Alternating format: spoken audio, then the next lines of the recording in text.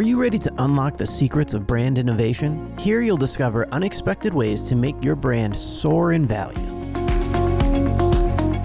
Get ready for inspiring stories, actionable tips, and insights you'll need to build your brand and learn an entirely new way to fly. This is the Hummingbird Effect. And now your host, Wendy Coulter. Hi, I'm Wendy Coulter, and I help CEOs and marketing leaders unlock the power of their brands. For years, business leaders have focused on marketing tactics, but what truly matters is building a strong brand. Think of it like the Hummingbird Effect. Small innovations in branding and marketing can lead to surprisingly big results in other areas of the business, like increased valuation, a stronger culture, and a marketing message that resonates. Today, I have our marketing strategist from Hummingbird with me, Hanna Jernigan. Good morning, Hanna. Good morning, Wendy. How are you doing? I'm doing good. How are you? I'm doing good. I enjoyed coffee with you this morning. I did. Yes. It brought me joy. It brought me a lot of joy.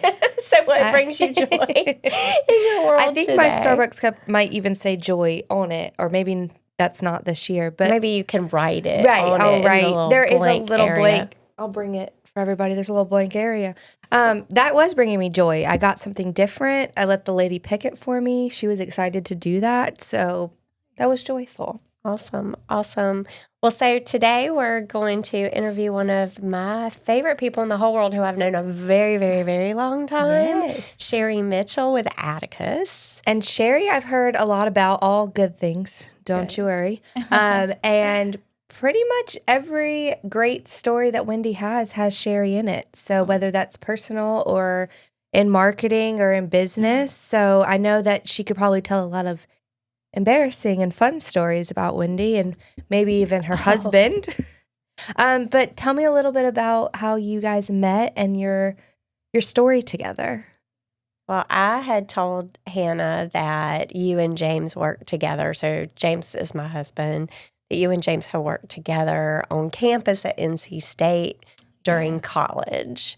And then he had mentioned to you maybe that I had started Hummingbird. Yes. Yeah. What's that story? He was telling me that his, I think, girlfriend at the time, and I know for sure that now because I was actually in the wedding, but his girlfriend at the time had started her own business. He showed me the business card. He was like, you should watch for her because she's going to need to hire people at some point.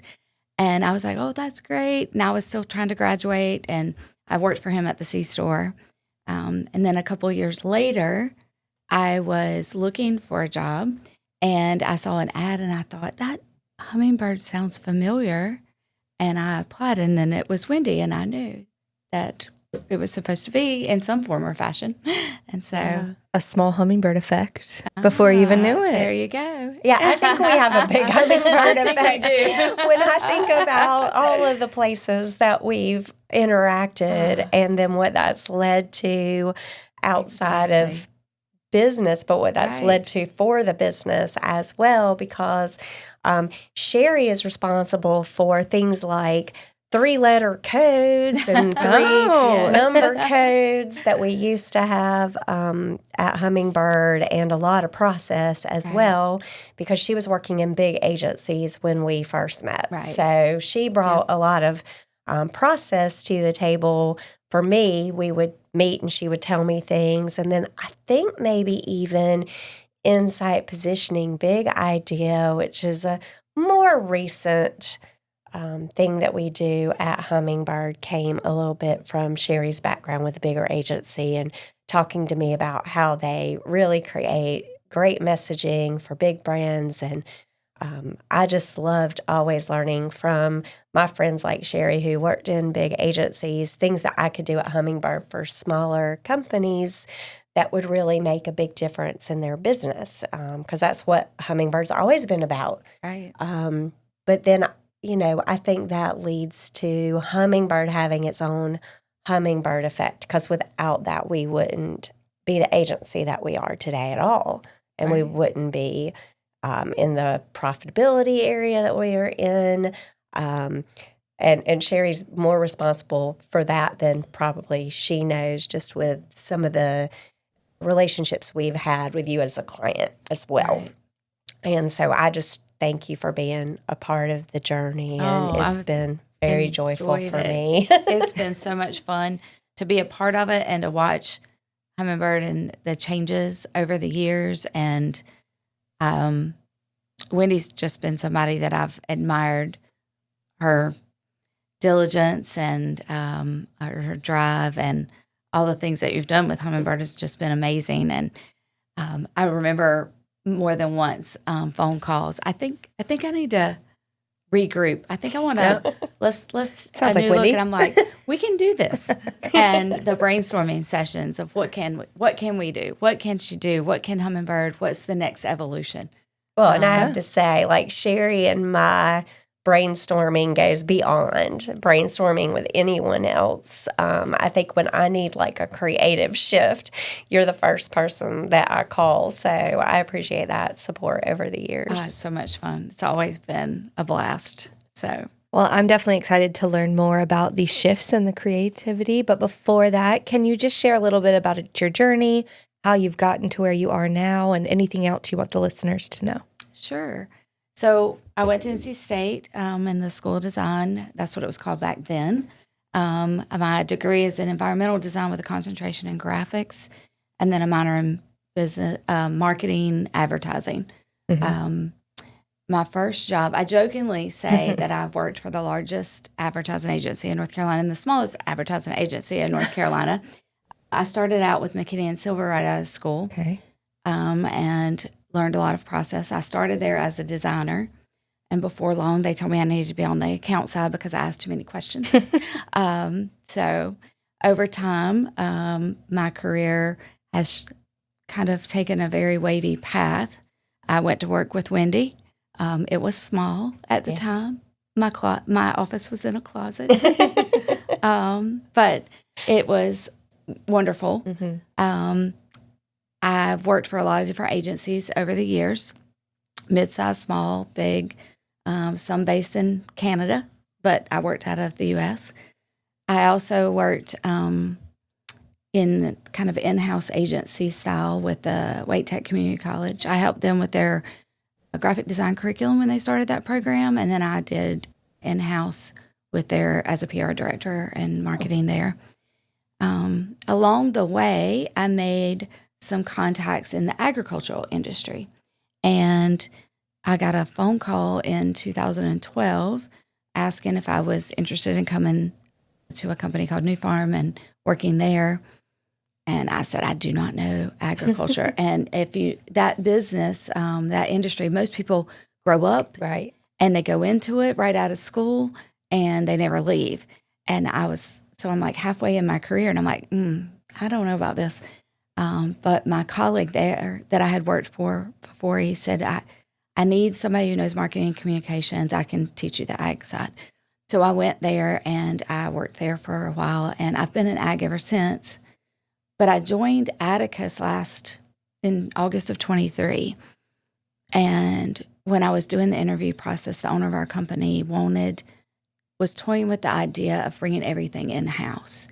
And we had a great agency, traditional ag agency, but true Atticus fashion, he felt like we could maybe do things quicker and more on brand if we brought it in-house. And at that point, the first half of my career and the second half of my career kind of merged together.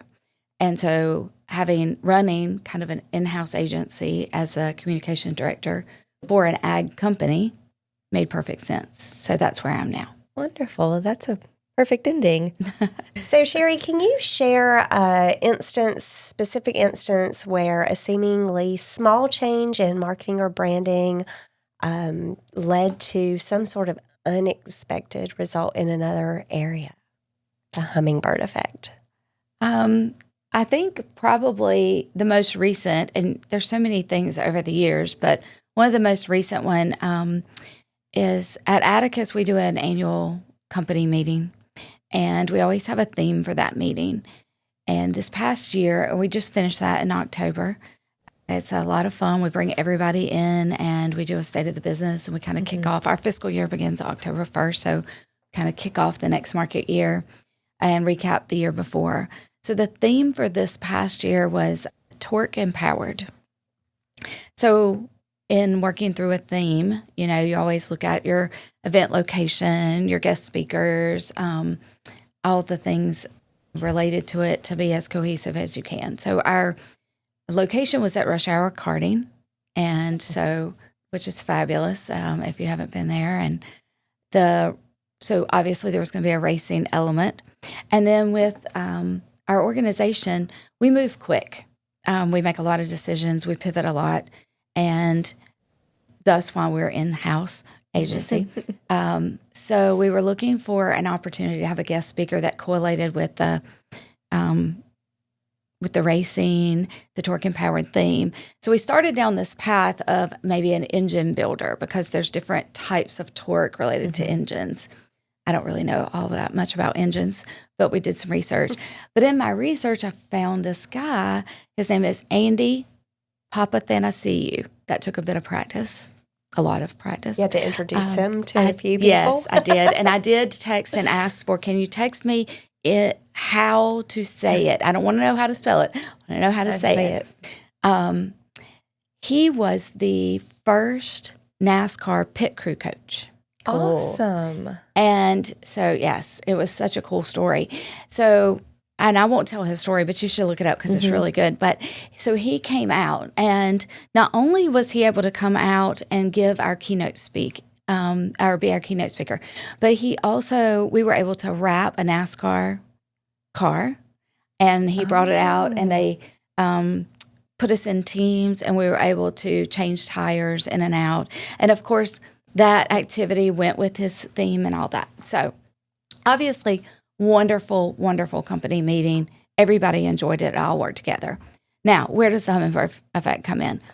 So he talks first about the difference between an Indy pit crew and a NASCAR pit crew. And he shows the whole information about an Indy pit crew is already on the track. They're in their locations, ready to go. The car comes in and stops within 2 to 3, inches of where it's supposed to be. So the crew members are already out there, and they adjust a bit to the car, but they're over the wall per se, not behind the wall. A NASCAR pit crew has to be on the other side of the wall, because a NASCAR doesn't come in straight. In fact, the car that's crew is down to the left may come in through your pit crew area before it gets to theirs. So it's definitely not safe to already be out there. The other thing, so a NASCAR crew they're not as repetitive and precise as an Indy crew is. They have to be on one side. They have to jump over the wall and then be ready to go. They still have lots of assignments. Everybody has a name. They do their job. But even with one job, and it's the hose, the guy who runs the hose that takes the lug nuts on and off. Right. Mm-hmm. So he's in charge, but 3 other people have to hold and touch that hose at different times during this 20-second change of tires. Flipping the hose one direction or another so somebody doesn't jump over it. They have multiple responsibilities. Obviously, a lot of his concept is around teamwork. But one of the things that he talked about is at first you have to know, what kind of team are you on? Are you on an Indy team or are you on a NASCAR team? This resonated huge for me, because an agency oftentimes has to have both. Right. You have to have an Indy crew members and you have to have NASCAR crew members, that different mindset, because there's certain people that need to be very precise, very specific, and then there's others that you have to have that go with the flow. You kind of react to the situation. What this was able to do, because I told you I started in August of 23. When I started in August of 23, we only had 3.5 full-time members on the communications team at Atticus. We now have 9.5 or 8.5 full-time members. And I make 9. There's 9. There's 9. But that took a lot of changes and evolution just in the last year and a half to evolve to where we are. And working on our team culture. And the NASCAR applies to Atticus across the board. We are definitely a NASCAR oriented because we respond quickly. Things aren't always duplicatable. We respond to EPA, we respond to the marketplace, we respond to a lot of different things. But in order for our team to work really well, we have to have a balance of the two, and everyone understanding what their role is and how and what their environment is has been amazing. And we've been able to really use that not only, like I said, it applies to the Atticus team culture, but it really applies to our team culture. We call ourselves ComZ within Atticus. Of course, we brand everything at Atticus. And so it stands for Communication Zone, which is somewhat of a military term. And we have a little bit of a military warrior spirit in our branding.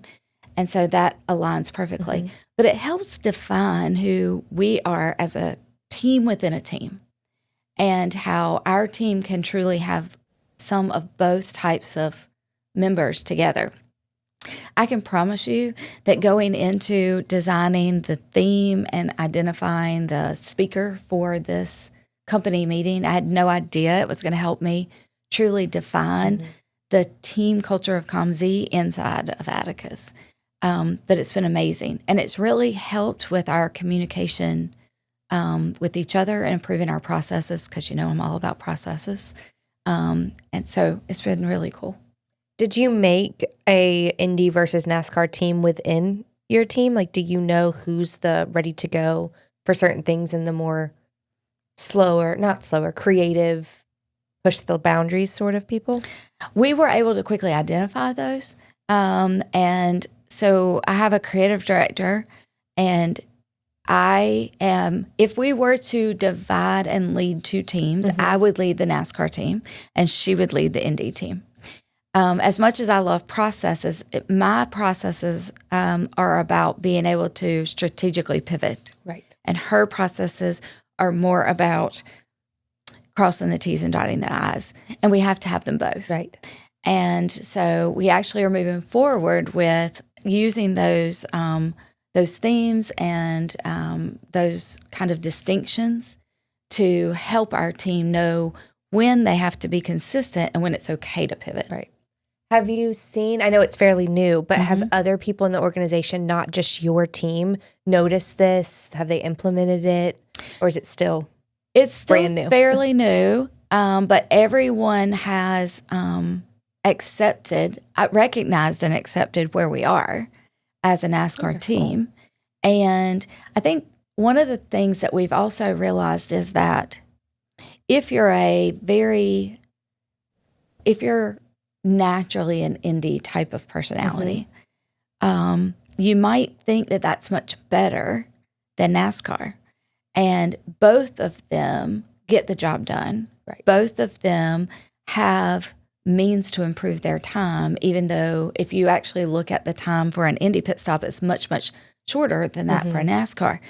But there's still opportunities for improvement, for skill set, training, and just growth in both. So it's not one's better than the other. It's just identifying and knowing where you are, what and what your opportunities are to improve.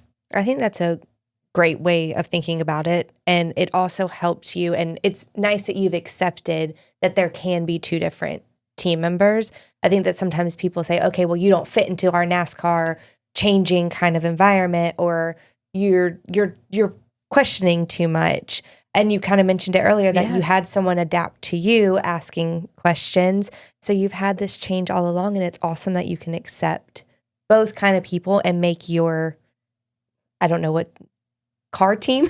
ComZ, make that an even better place to be and more efficient and just better for all your employees and all your clients and everyone. Jerry, are you able to put some metrics in place as the result with the team now that you have this understanding, and how does that play out? Yes, I think so. We, because we operate like kind of an in-house agency, we operate already using tools that different agencies might use. And so we have a project job tracking tool. And then we have planning and calendar tools and things like that. So we were already kind of down that path. What we've been able to do, though, is identify which projects might need to go through every step and which ones can skip a few steps, and identify for those who are who prefer every single step of a project, identifying why it's okay to skip some of those. So that is going to help us improve things a little bit faster in our in getting projects done on time. Otherwise, metrics, I think it's more about the comfort level of the team and their comfort of letting go and being okay with some of those projects, skipping those steps. So you're making the PMP's head spin around right now with the idea of skipping steps in a process. And, I think the fact that you come from the agency world that you come from kind of helps you see the reality of that and be able to bring that to your team and probably help ease everybody's minds as much as you can around that. Exactly. So we do have our sales enablement specialist is a PMP. And so, yes, it's funny that you say that because that is a challenge. And so we do for her and for some others, then we have to have kind of if it's like a journey, right? And so we have the if-then scenarios. So our flow charts have to, in her mind, have to have decisions that allow us to skip the steps. Right. But that's okay. It works out. And as long as we see and we recognize it, and what the team is realizing is that we're never going to know all the answers when you go into a project, right? And we know that. But those who tend to want those, they can struggle with that. But we know that we're not going to have all the answers. We know that we may get some of them along the way. So we can figure out what steps can we do without getting too far ahead and having to redo, and what steps do we need to wait on. And so, but now that we're all speaking kind of the same language and we're understanding the different steps and where we are in the process, because you have to have a process to know where you are. Right. I've spoken about, I think you and I've had this conversation before. It's kind of like a railroad track, and there's ties. And some people want to step down each step railroad tie down the road. And then some want to skip down, jump and down those. And then some of us are okay running halfway down and then coming back and taking a few steps at a time and then running down and coming back. Not everybody can do that. And so those of us who, like myself, who are fine just running and back and running, will drive those that are walking down each individual one insane. So as a leader of a team of people who are all on the same track going at different paces, we have to be really careful. The challenge is when your team's on one track and another team's on another track, because you've got a regulatory team and we've got a product development team and we've got commercial teams, is making sure that everybody's merging like they're supposed to. And so what I'm seeing at Atticus is our team inside of a team is working, so are other teams. And they're taking this application in different ways and applying it. And then we all, as an organization, are trying to make sure that those things all merge correctly.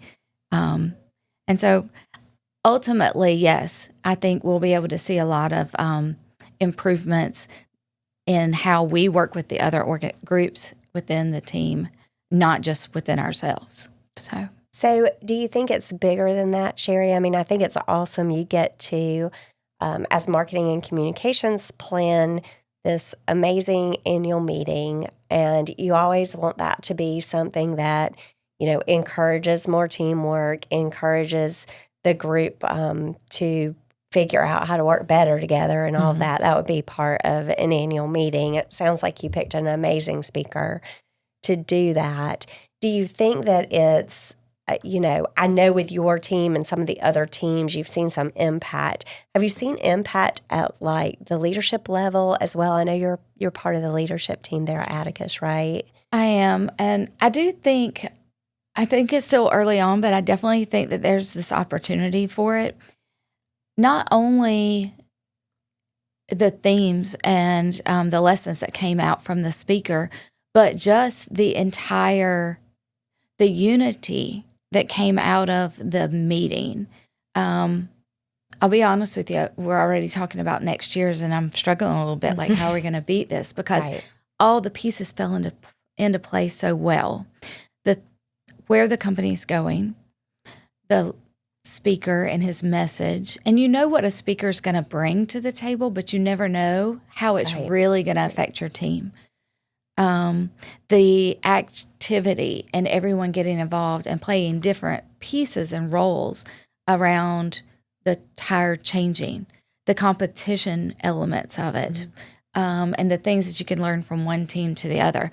The whole organization really benefited from, and it allowed the messages that the leadership team was bringing to the meeting to be absorbed even better because of the mindset that everyone was in from the guest speaker. And then that buy-in at the meeting and the terminology is carrying on. And I've already heard and seen that throughout the organization.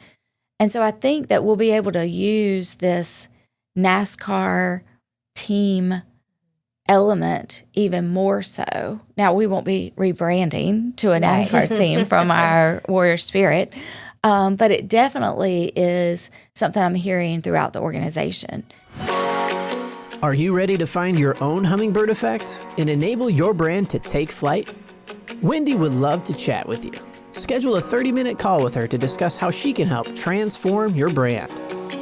Visit the link in the show notes to book your appointment or send an email to wendy@hummingbird-creative.com. Take your brand to new heights. Schedule your quick 30-minute call today. So it sounds like you'll probably change your approach a little bit just based on the success. What do you think you've learned about how to approach this type of thing, or maybe even other things in a different way from this experience? All right. So when you go into a company meeting, most of the time you're focused on the branding, the creative, the look and feel of everything. Do the giveaways go with the theme? Right. The speaker also, you want it to integrate, and then the activities, but this one fits so nicely. And then when we go back, the message that everyone took away was so much more than just a theme. So I think now it's going to be more about starting with that true takeaway and working backwards to what that is. Now, we already have a theme for next year. Of course you do. But yes, we do.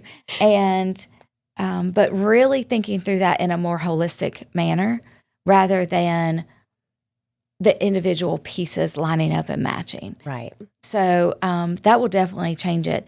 It also, my belief on strategic planning. So, and we do strategic planning at Atticus. But my thoughts on that is that you want to spend time and energy having and creating and investing in a strategic plan. But more importantly, you want to be able to be strategically prepared, because oftentimes organizations, I think, spend way too many hours and dollars on a strategic plan, and then they set it aside, they check the box, and then everything pivots. And if you have a plan, but then you're strategically prepared, then you can continue to check into that. And this is the same kind of thing with this meeting. I want us to really think more strategic about our annual meetings and how it truly will set us up for the next year. But the theme be a progression of what we learned last year, and not just a brand new theme for fun. I think that brings us to like being nimble and also innovation.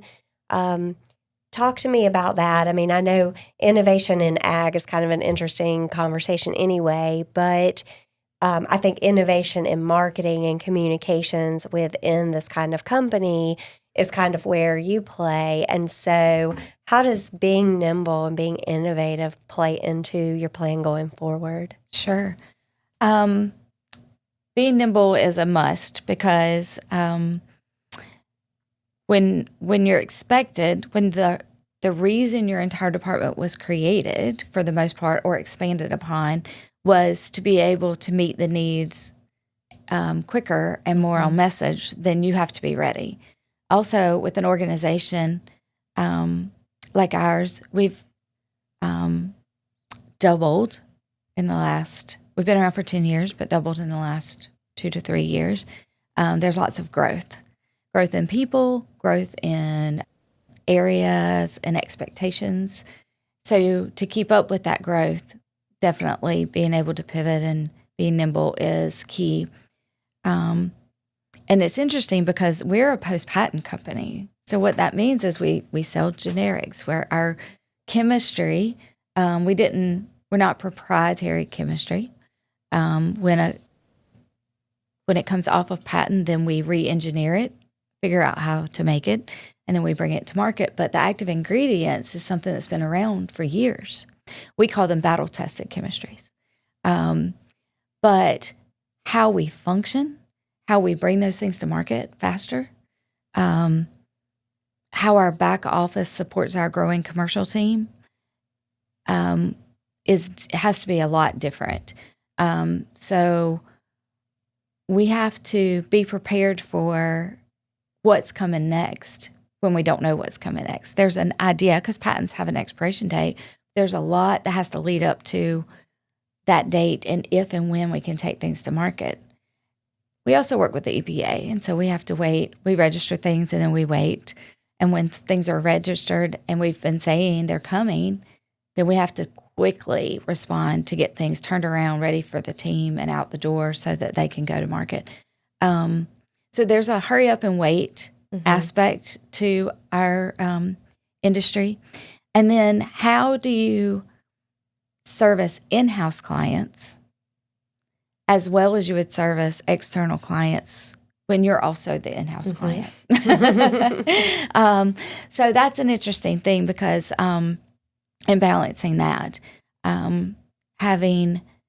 maintaining the priorities,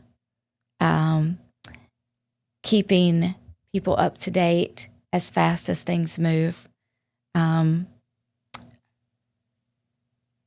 You can't service an in-house client quite like you can an external client, because let's be honest, part of it with an external client, there's an hourly rate or there's an agreed upon number of hours.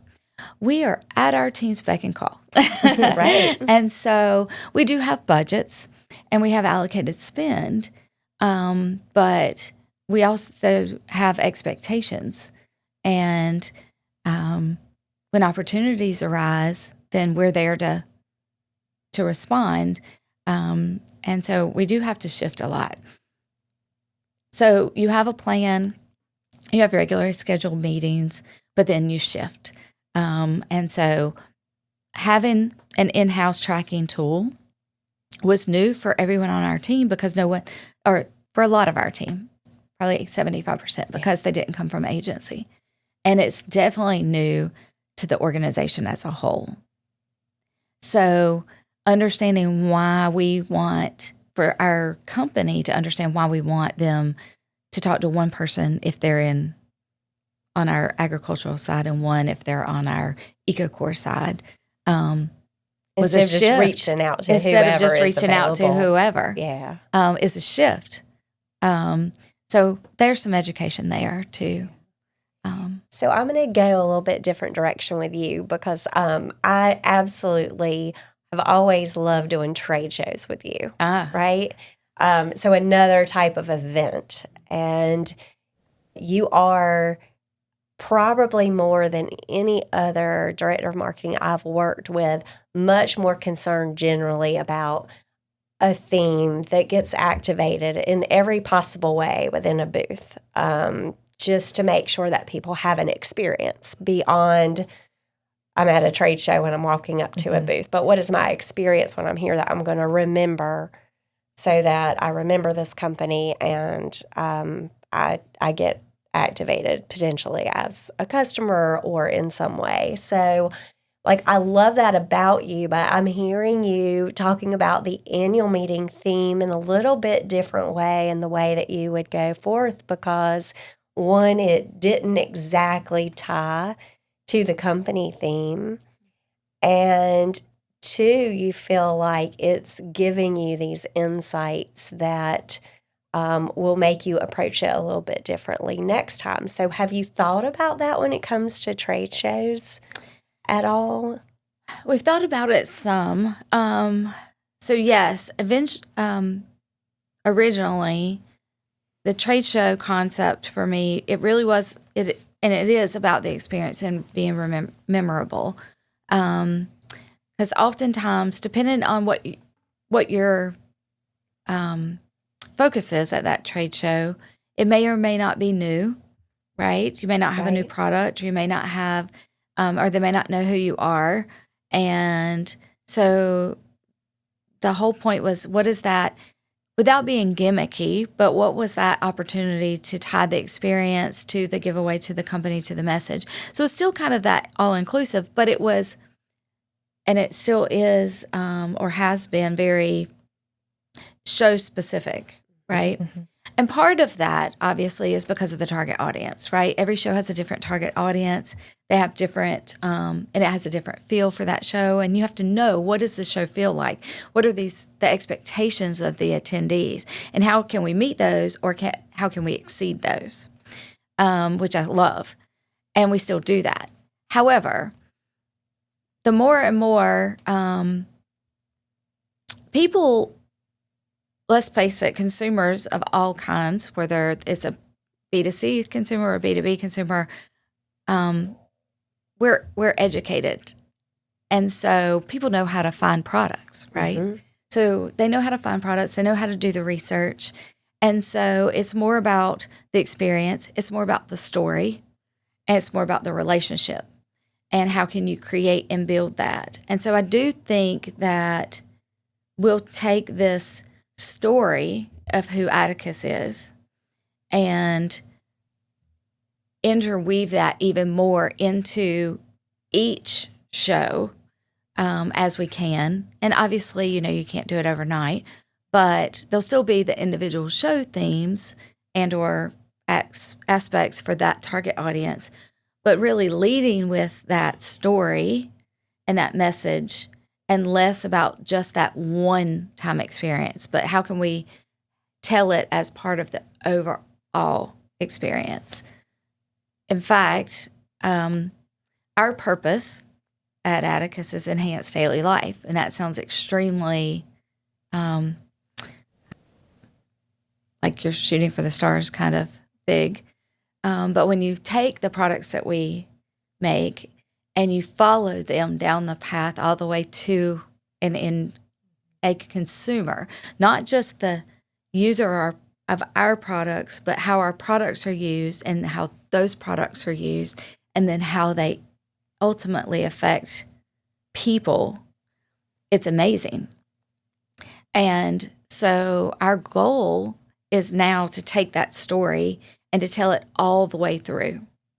And so being able to use what happened with our company meeting and how the story of the speaker and his message really went all the way through to how we act as an organization, as a big organization, and then smaller groups within the organization, and makes perfect sense. Mm-hmm. Is that story from beginning to end. And so is enhancing daily life. And really, enhancing daily life is probably also an example of the Hummingbird Effect when we explain mm-hmm. it. So just at our December meeting, we have monthly company calls. Mm-hmm. So we have our big meeting in October, but we have monthly company calls. And in December, we have our holiday party. So that company call is in person. We had that. I shared one of our kind of infographics we'll be using to explain enhancing daily life. I'll see if I can get the numbers right. So it takes, in order to make 215 pairs of blue jeans, which we all love a good pair of blue jeans, right? Right. To make 215 pairs of blue jeans, it takes 1 bale of cotton, which is also 480 pounds of cotton. To make to come up with 1 bale of cotton or 480 pounds, it takes 32 ounces of product for that Atticus makes. So our products that we make, that farmers use on cotton, and then their cotton that they use, that then a company uses to make blue jeans, that ultimately make a perfect pair of blue jeans, like my favorite ones that I'm wearing right now, enhances my life because everybody loves a good pair of blue jeans. And there's countless stories like that. You have no idea what went into that. Exactly. Right. You have no idea. You don't ever tie it back to the product that was put on the crops. Exactly. Right. And so, that's a great example of a hummingbird effect in daily life. And our goal for this next year is to identify as many as we can and share those so that they can be relatable at the trade shows or to just the general community and to our own team about how what we do daily affects everyone's lives. That's a good example of being strategically prepared to put in your strategic planning. I have a question, and sorry to bring us back to something we were talking about before. So you took the shift in your career, and you went into a strongly branded company who was willing to accept a little bit of a different approach from the warrior aspect to more of this NASCAR. And then you touched on your train railroad analogy. Do you have any advice for anyone to accept, to see that it's someone on a different path, or working with people or different organizations within your company that are on the different area of the railroad or moving on the railroad a different way? Because you also talked about you've figured out the questions to ask to know what you need to move forward and what you can get later, which I think is really important to lead your team. But how do you recognize those other teams and work with them well? Sure. So yes, the transition is interesting, and just making sure that I'm clear. Like I said, we're not going to shift to NASCAR, but we're using that terminology.